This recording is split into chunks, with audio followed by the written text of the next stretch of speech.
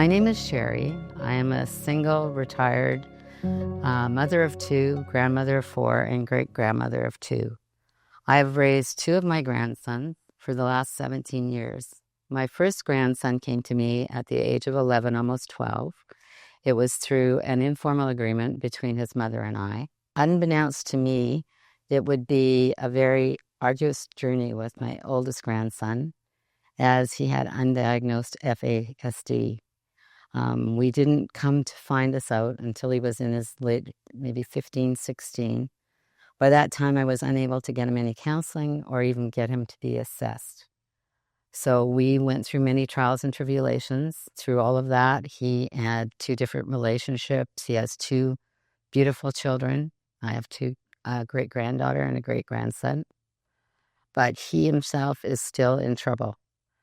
I'm hoping that at some point we can get him the help he needs for his FASD, and that he will be able to continue his life in a better way than he's in right now.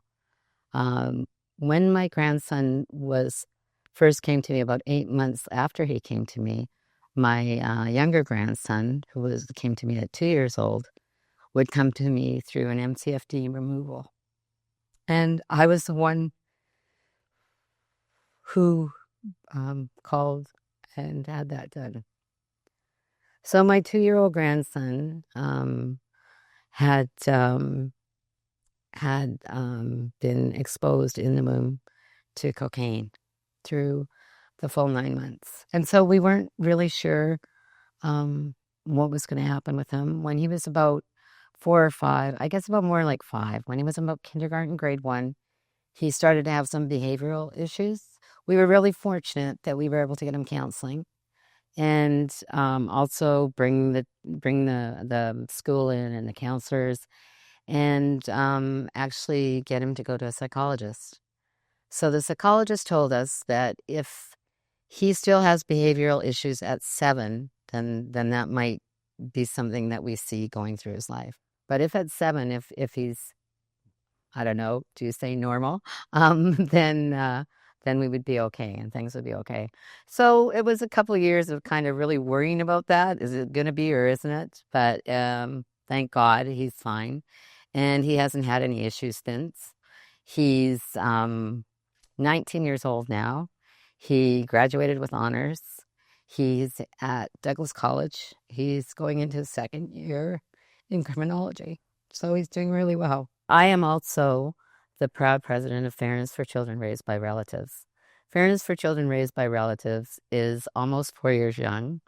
We are a grassroots society, nonprofit society, who are all volunteers. Our board of directors are volunteers. We are all kinship caregivers. So we either are now currently raising one of our relatives' children, or we have in the past. So fairness has come together to ensure that all children in out of care or kinship care children have the same rights, benefits, and opportunities as all other children in the MCFD care system. There's approximately over 13,000 children in care in the province of BC, and we know that almost half of those are not receiving any kind of financial or other benefits from MCFD. In MCFD, there are approximately 6 different kinds or different pathways of support that as they call them. And they're all different. You get different benefits. Most of the financial are the same, but some of those are almost different. But there's all kinds of different benefits. There's all kinds of different criteria, and it's just not fair. And the most important thing is that none of them get the same ones that they do in foster care. There is no guidebook to tell us what we do next, or what are the considerations, and what are the criteria, and what are the benefits that we get. We don't know any of that. There is no agreement with MCFD, no rights agreement. There is no history of the child. There is no 3-tiered financial support for those that have special needs. So we at Fairness have to search and look for everything to find out what our children need. They don't even tell us when we sign into the program or the pathway of support what those benefits are. So we spend a lot of our time, and time is really of the essence because a lot of us, when we take on these kids, are already working full time and are taking them on later in life, and it's a big challenge. So we search and search to find out what we need to be able to find to make sure that these kids in our care get everything that they need. So last year, Fairness was able to work with MCFD and to figure out what all of these pathways to support, or programs, as we call them, were, what all those benefits were, to cut out all the gobbledygook, like my VP likes to say, and just put it in plain English and let people know these are what you're going to get. This is the criteria for the program. These are the benefits you get for program. And we shared that at our gathering. So our gathering is the best thing that we do in Fairness. It is when we bring all of our kinship caregivers together from across BC, and the energy in the room is electrifying. They get to share their stories, that we get to tell them a little bit about what we're doing. We got to share all of this great information that we were able to pull together for them, and it's just a great weekend. By the end of the weekend, people who didn't even know each other have shared their most personal, intimate, and are so vulnerable in sharing their stories. And it brings them closer together. We today have just finished our 4th gathering. I'm so excited that this year we were in Campbell River. It was a roller coaster ride. We never know what we're going to get. It's a learning every single time. But the one thing that's constant is at the end of the 2nd day, when we talk to those folks and we say, well, we want to know from you guys, what do you think? What are the comments? And this year, the comments were spectacular, as they are always. A big thing is, I no longer feel alone. I'm so grateful for the support. I didn't know there was somebody out there that was doing the same thing that I was. It was great to make new friends. We appreciate knowing all the information. Every year at our gathering, we try to bring together more information. So this year we were able to bring 4 different educational organizations together to bring more resources. And every year we just try to grow and grow, get more education, more information, and share more with the people that we care about, the people that are like us. Our community is growing. We know that the Ministry of Children and Family Development know that kinship caregivers and their children are more successful than kids that are raised in foster care. We also know that the foster care rate is going down and the kinship care rate is going up. So we need to continue in our advocacy. We need to make sure that they understand that we need the support, and we're going to keep fighting for them. And that's our community, and that's what we do. I think what makes Fairness different than anybody else is, first of all, we're all kinship caregivers, meaning that we're all raising a relative's child or children. We're the people that are there. We're in the trenches. We're doing the work day to day. We're going through all the challenges. We're going through all the successes. It's not all hardship. It's very rewarding. But I think that nobody can tell what we're going through like we can. I heard today at the gathering that it really isn't your story that you're telling, it's your life. So when we say we're storytelling, we think that we're saying that correctly. But when I heard that today, I thought, you're right. It's our reality. It's not a story. It is actually our reality. And so I think when we go out and we advocate and people hear our reality and see the things that we're facing and understand our challenges and our successes, because we do like to share both. I mean, we love our kids. Sometimes we have success, sometimes we don't, but it's a lifelong commitment. And I think people hear that and they respect that. We're all volunteers. They know none of us are getting paid. And we put in hours. And I'm lucky enough to be retired. And my youngest is 19 now. So we want to leave a legacy for the people that are coming behind us. So those of us who have already retired and have kind of aged out of kinship care, sort of, but not really, we want to make sure that those coming up understand, that you can do this. Look at us, 17 years, Some of it was like, wow, really. There were times when you said, oh my God, am I going to get through this? But you do. You just do. You put one step in front of the other and you just do it because it's your children and you love them. And I think that's what makes us different. So what you might notice behind me is one of our fairness quilts.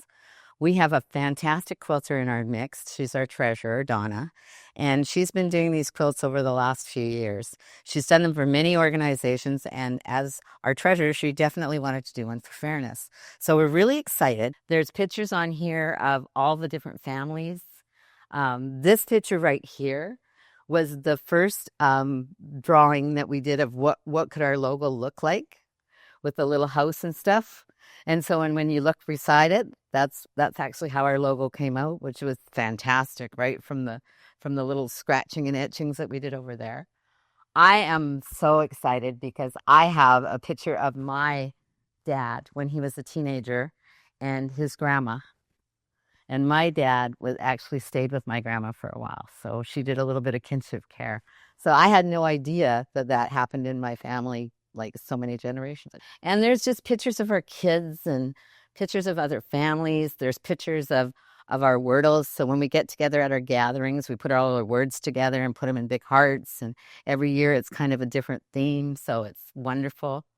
But yeah, it's really beautiful. And we have our signatures. So it's just a wonderful thing. I love what I'm doing with fairness.